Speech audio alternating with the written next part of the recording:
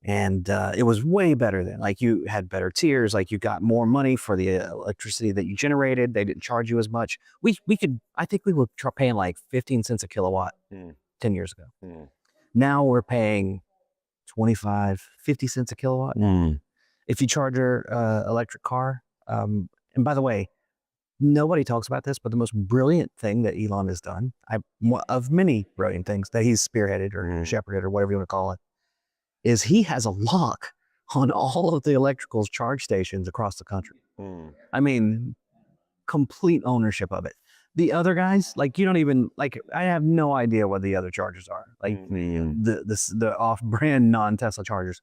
And now, like driving up here to Sacramento this past week, there were Lucids charging or Rivians charging. There were at the Teslas. Oh, the same charges work. Yeah, I think they've opened it up now to other car manufacturers. Well, which basically means that he has. Imagine if you owned every single gas station in the United States. Yeah. That's kind of what he's got, but except it's electric. So they're making profit off of those charging because, I mean, I'm curious, just because of somebody that fills up his tank for $50. What is the cost of every time you charge your battery? Yesterday, I added 100 miles to the car at a charger over here, and it was about $10. $10, like yeah. So that was like 45 cents a kilowatt, which is really high. Well, 2 years ago, I think maybe it was 30 cents. So it's gone up dramatically, and nobody's talking about that. Nobody, like, you don't see signs that show you the price of electricity. Yeah. I mean, it's on your car. It'll tell you, oh, this is what the charge rate is, peak, non-peak, whatever. But I mean, this is a sleeper profit system that Tesla has that I don't think is properly reflected in the price of it, because it's only going to get better. He's added more and more charge stations all over the place. Now they're almost like becoming their own little social place too. Like there's a place at the Kettleman on the I-5 coming up. The I-5? I-5, yeah. That's I-5, yeah. Anyway, you get there and you plug your car in, you use the app, get a code, and you go into this building. And in the building, there's like this clubhouse exclusively for Tesla owners. There's no gas station associated with it, no building, whatever. So there's a lot of interesting, innovative things going on in the charging world that Tesla has spearheaded, and that's a big benefit for them. So whatever happens with car sales or whatever else, if he sold less cars and those people went to go buy Lucids or Rivians or any other electric car brand, they're still going to charge at a Tesla charge spot. So he wins no matter what they choose. So people might get mad at Elon and pick a different brand. They're still going to charge. He owns every gas station. Otherwise, they're going to be in hell trying to find a charger on a road trip. Wow. So, like you're saying, so what cost me $50 to fill my tank costs you $10. You're saying is that for a whole charge? 100 miles. So full charge would probably be $15 to $20. Really, full charge? Okay. Yeah. Okay, so you're saving about $30. And it depends. Like if you're charging at night when it's empty, or you're charging in the day when there's a line. So, if you charge it at home, what's the price? What is that? The price is based on whatever your electricity is. SoCal Edison right now is, I think, 25 cents during off-peak, and then like 50 cents during peak hours. So it's basically the same, more or less. Similar. Price. Yeah, similar price. You're slight motivation to charge at home.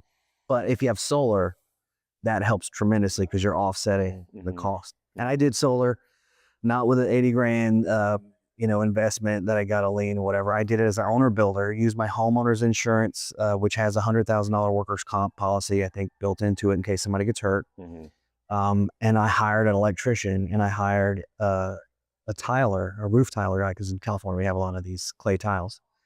And the crews came in one Saturday and installed it over for me. I bought the panels myself from a wholesaler, and I think all told my 6.8 kilowatt system cost, I don't know, 15 grand. So if you pay up front and you do it as an owner builder, it's more complicated. You've got to hire plans and things like that. Like I get an architect an electrical engineer actually to do the plan. But it's doable and it's more affordable. But you got to take a little risk. And even like the city, when I did it, they were like, you're doing this yourself, right? And I was like, yeah, Mhm. it's okay. So, they're not used to it, but I liked it. It was kind of scary and fun. Very cool. You do a lot of investigative journalism. You're sharing some stories with me Sure. yesterday that really blew my mind. You want to talk a little bit about some of the work that you've done Yeah. and, what you've exposed. So 2020, I did a very anonymous masked voice version of Broken Truth, Epidemic of Fraud. And no one was allowed to watch it. Mm. Right? Apple had censored library.tv and said you can't talk about, you can't show results for anything involving early treatment, COVID origins, Mhm. Pepe the Frog. Mm.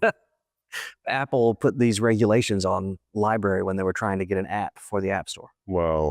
And then it came out and Elon tweeted about it, and the heads of library.tv talked about it. Apple, I sent requests for information from them on it. They didn't want to answer. Mm. But they're notoriously silent about these things. But I took that original documentary and then spent the next 3 years refining it. I kind of feel like God was like, okay, kid, you're not going to get to hide behind your mask and your computer. You're going to have to be public. Mhm. And so that's what I did. And I started at CNN. So I had a background a little bit in journalism before I went to Hollywood. Mhm. So this documentary covers really the media manipulation in response to hydroxychloroquine, Wow. which is why, I talked about bias earlier.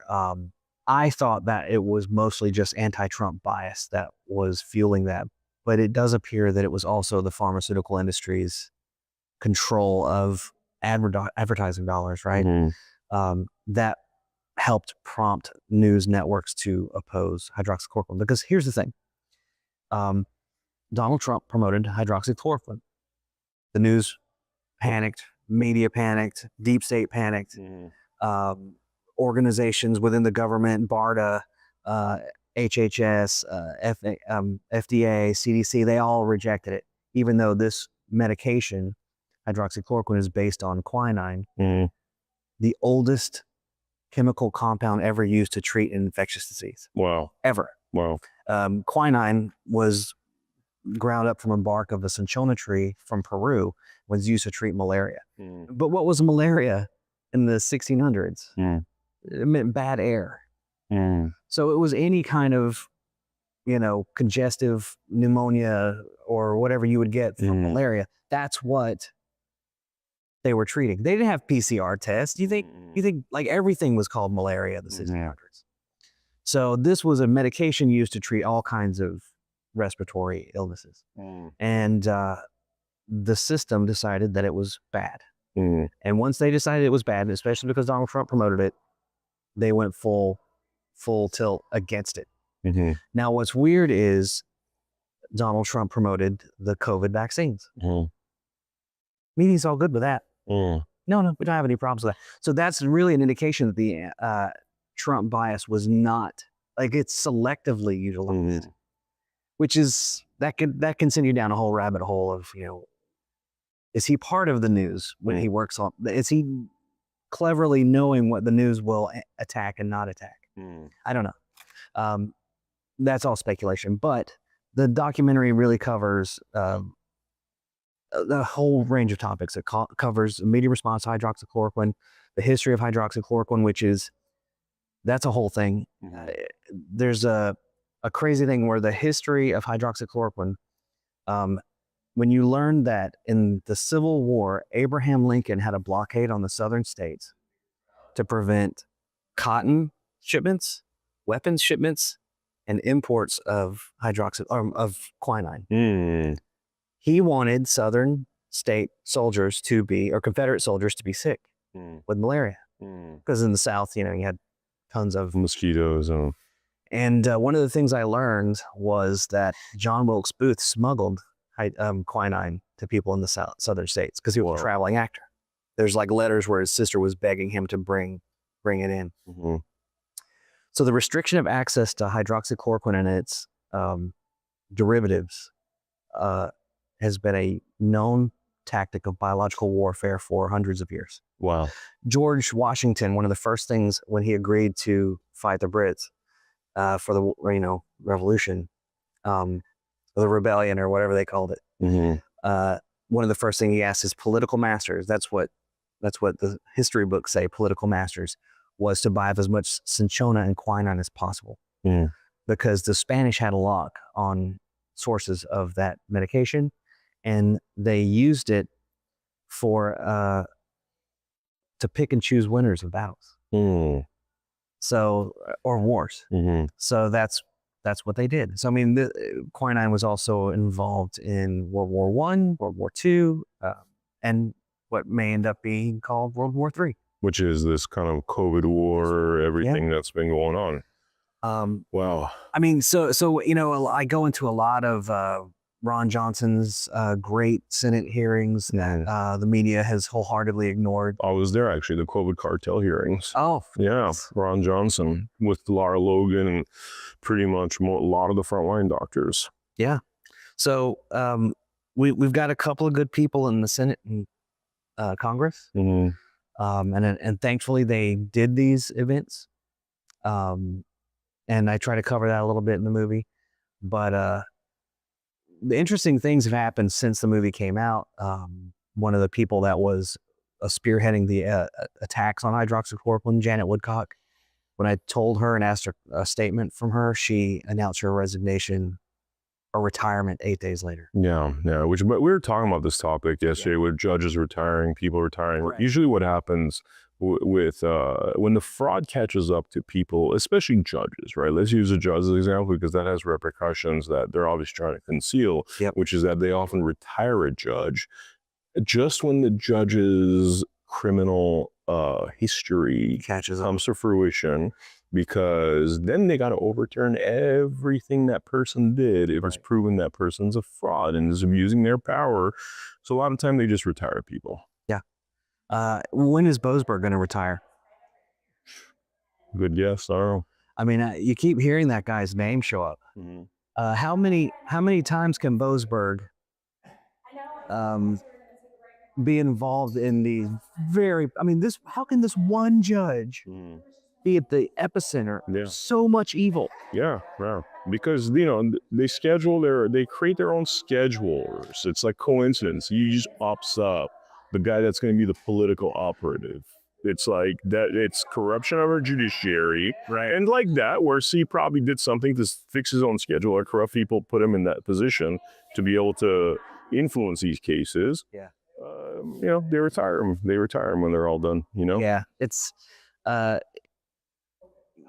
guess there's no sport in going after them once they're out, because they can't do any more damage. I mean, exposing them, I think, is critical. It is. We did that on one judge that actually did leave the profession, and we still kept exposing him. And he really only got his comeuppance because of that, because he deserved jail time. Now, let me ask you this: we've been talking about being in Hollywood and trying to share what we've learned about the dangers that a lot of our co-workers, associates face. I mean, what do we do there?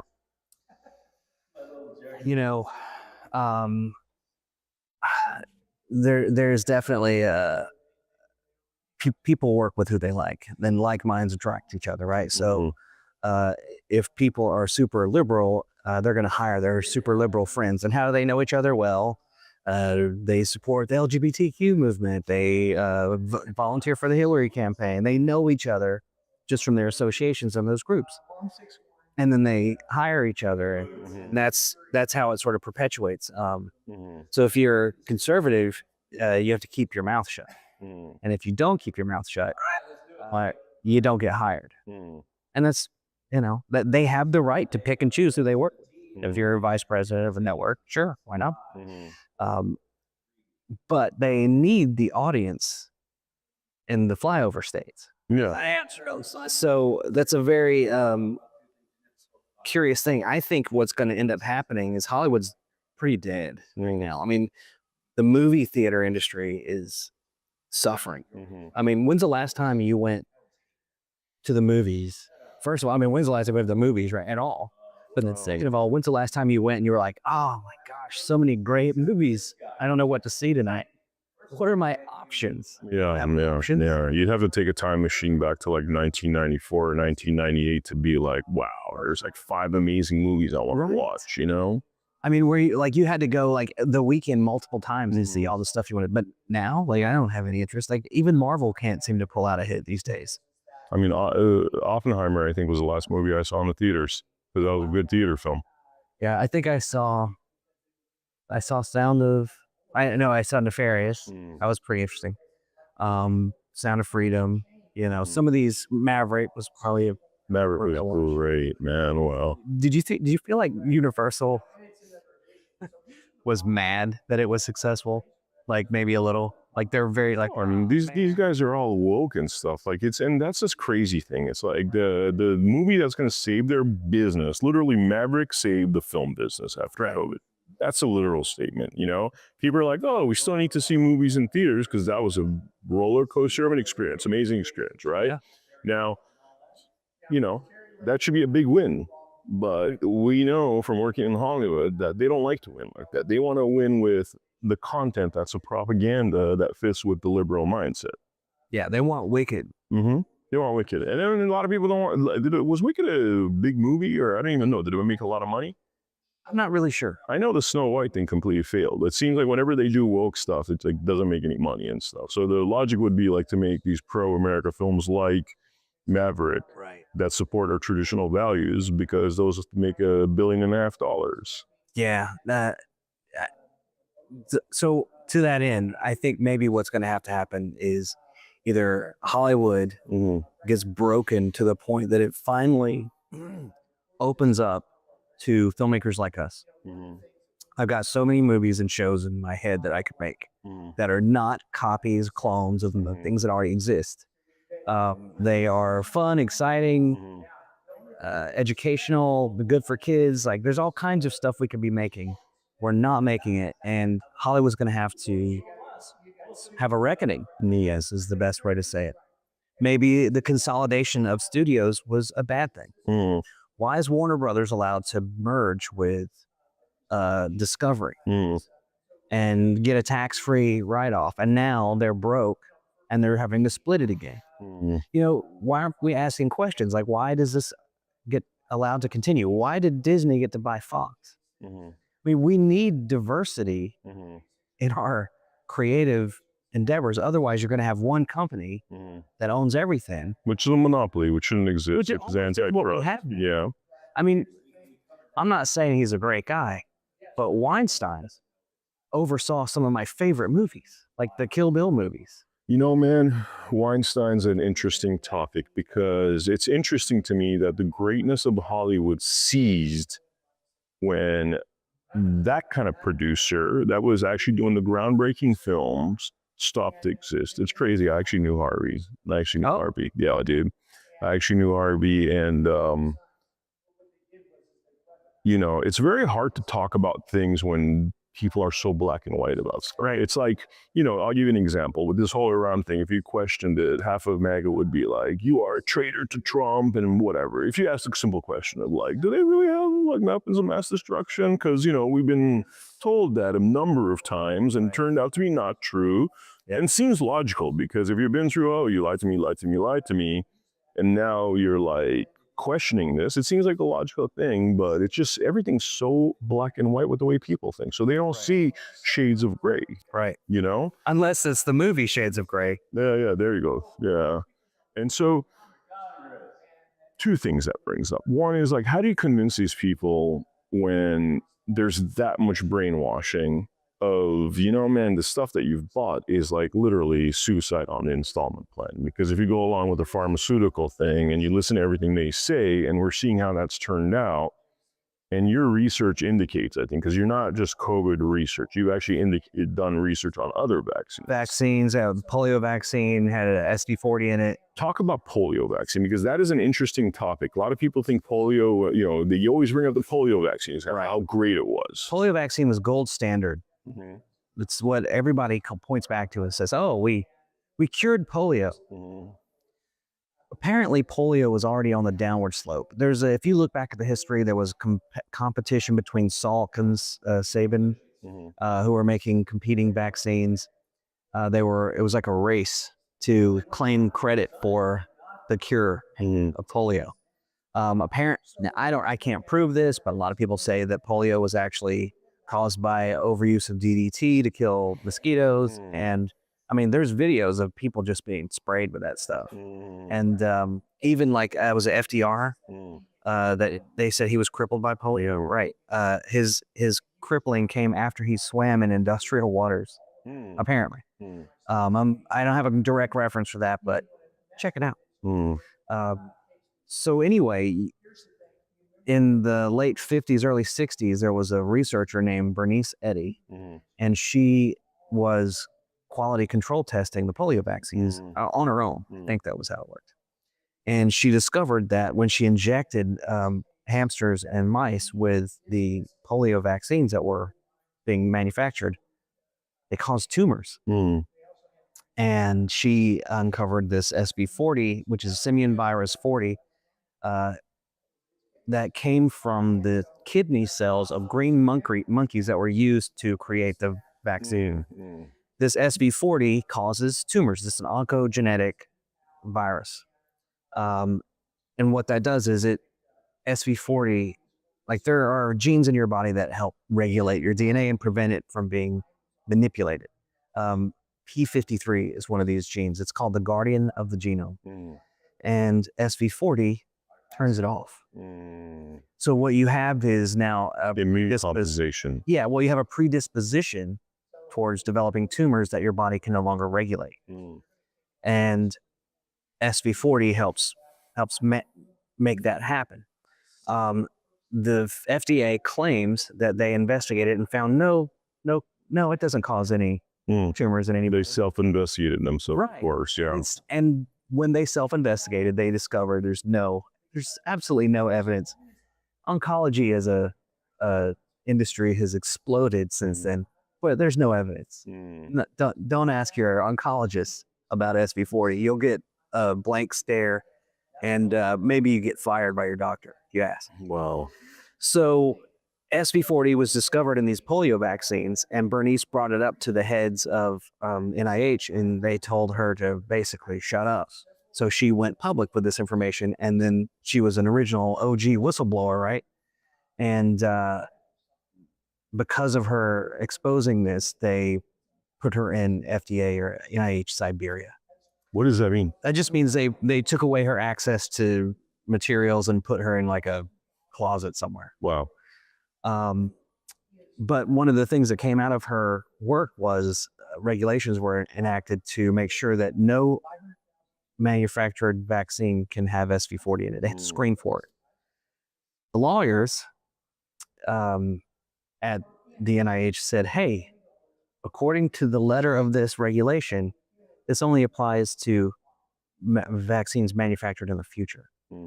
We've got 98 million doses in warehouses of this polio vaccine. It doesn't count for them. Ship them. So these vaccines went worldwide.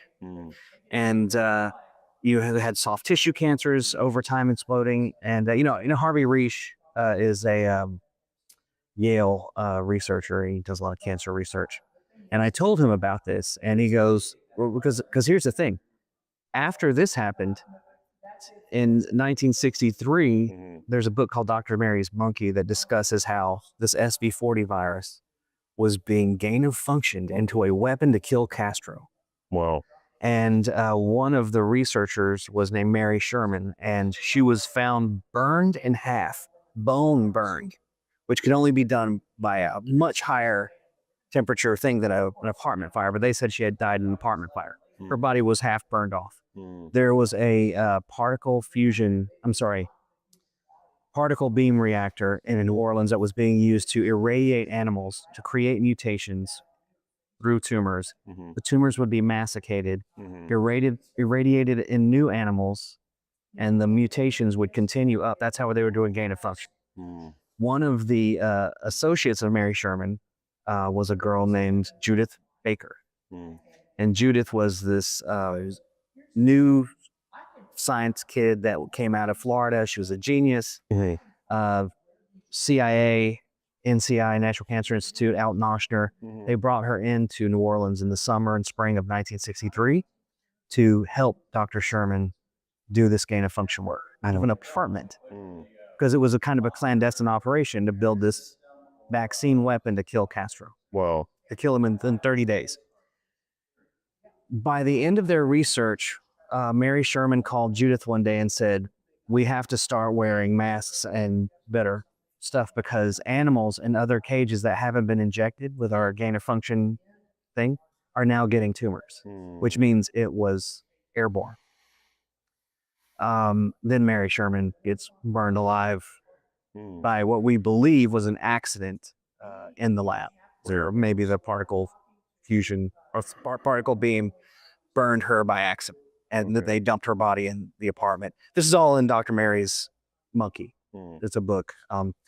Anyway, so I've interviewed Judith Baker. She's 81 years old now, I think, and she has a wealth of information. But one of the interesting things about her story, and I actually kind of hate it because it distracts from the gain of function research in New Orleans by the National Cancer Institute. Judith was assigned a handler in the spring of 1963. I didn't tell you this yet, but the handler was a Marine who was I think he was a Marine, who was friendly to the CIA and the mob in New Orleans. And his name was Lee Harvey Oswald. No, dude. He was helping her as an assistant, but also protecting her. So then they started having an affair. And when she and Lee refused to take the next step in the research, which was to inject prisoners in New Orleans or in Louisiana with this weapon to see if it would kill them, they refused. They were like, we can't murder these people. And so Oshner, out in Oshner, who's a huge name, and there's Oshner clinics right now in Louisiana, he fired them both, and Lee was sent to Dallas that summer, where he became part of history. Mistake assassin. And then, right. Very fast. I could relate. We're after this conversation.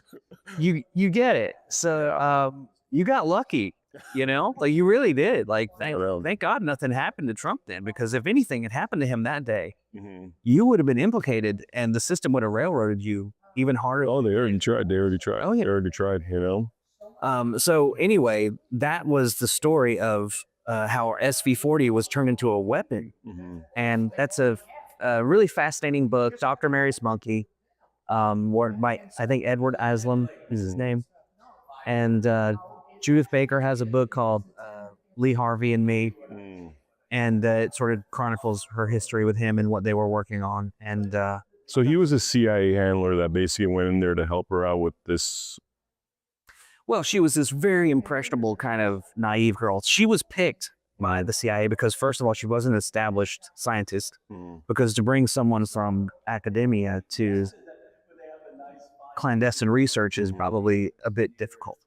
But she had demonstrated an affinity for taking germ-free mice, and she was able to inject mice with SV40, create tumors.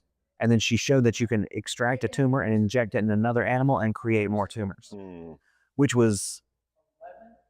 indicates that some cancers are contagious. I ain't never heard that, have you? Never heard that. No one's ever told you that cancer might be contagious. Wow. Well, SV40 is also sexually transmissible. Well, and if you look into SV40 and what it works in tandem with to create cancer even faster, so guess what it works with? I don't know if works is the best term, but it enhances the effects of asbestos to cause mesothelioma. Wow. Like 80% more. It's on Wikipedia. So so I'm getting shades of Batman. You said the Batman quote earlier. I'm talking about 1989 Batman, where it's this kind of like, it's like the two ingredients that destroy your life kind of thing, kill you, basically. You need both of them we need one to trigger you the work other. in a building filled with asbestos. You might be all right. You're probably all right. Yeah. You get this SV40 shot. Now you get mesothelioma. Yeah. And the medical industry never talks about the mesothelioma SV40 connection. And I even contacted a researcher that proved that there was a connection. And she saw some of my work and refused to talk to me. Said I'm not allowed to even quote her unless it was whatever she has said was already public. Mm-hmm. Which, by the way, I don't think she understands how that works. But whatever. Mm-hmm. I wasn't here to expose her. I was here to get information, and she didn't want to provide it. Mm-hmm. She said she still believes in vaccines. Hmm.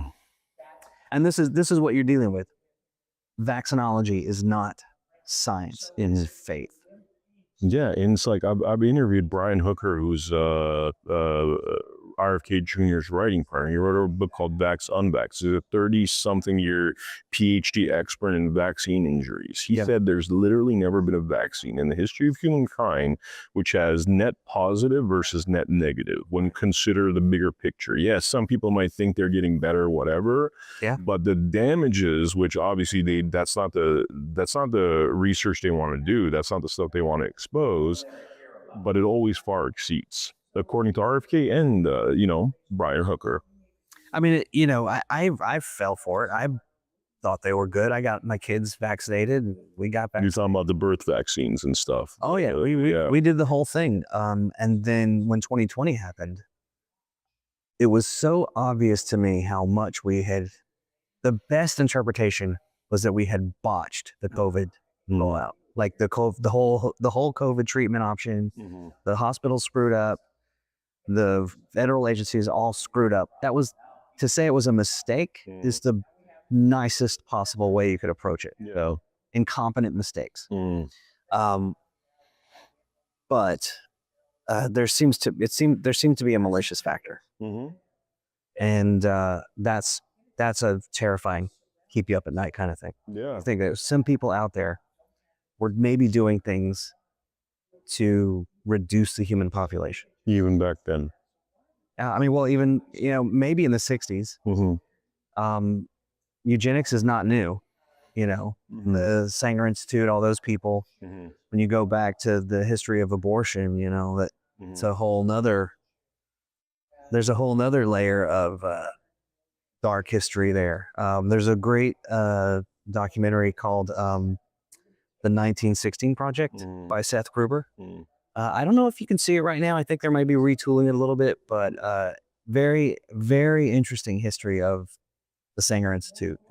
I think Elizabeth Sanger, and how they created what came out to be Planned Parenthood, but how also like the Nazis were impressed with what they were doing. Like, This is the Planned Parenthood is all. I mean, the Planned Parenthood is a racist organization that wants, and the reason Nazis love Planned Parenthood is because the undesirable races just abort all their babies, so they're less undesirable races from the Nazi point of view, which is crazy because we claim that the Nazis were our enemies, immoral, and all that, but like that's being replicated over here, right?